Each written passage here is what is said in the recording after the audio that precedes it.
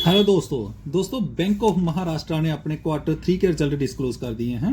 Company की तरफ से कोई भी डिविडेंड या बोनस इशू नहीं हुआ। चलो देखते हैं सबसे पहले इनकम क्या निकल कर आती है इस क्वार्टर में। जो पिछले क्वार्टर में था 7,973 करोड़, पिछले साल थी 7,112 करोड़, अब हुई है 8,277 करोड़।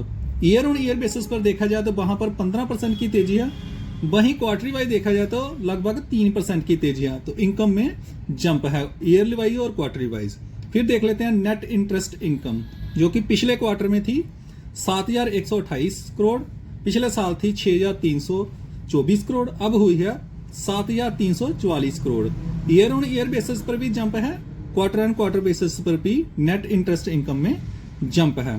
फिर देख लेते हैं बैंक के खर्चे, जो कि पिछले क्वार्टर में था लगभग 5,400 करोड़, पिछले साल था 4,809 करोड़, अब हुआ है 5,541 करोड़।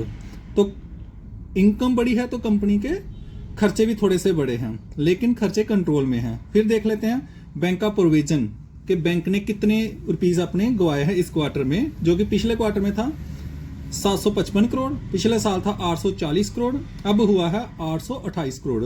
तो प्रोविजन के रूप में बैंक ने इस क्वार्टर में कम गवाए हैं, जो एक अच्छी बात है।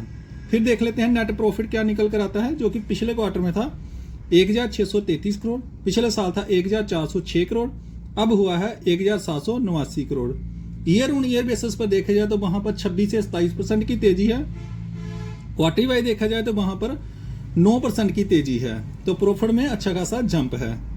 फिर देख लेते हैं एनपीए, जो कि पिछले क्वार्टर में था 1.72, पिछले साल था 1.8, अब हुआ है 1.6। तो फाइनली देख लेते हैं ईपीएस, पिछले क्वार्टर में था 2.12, पिछले साल था 1.83, अब हुआ है 2.31।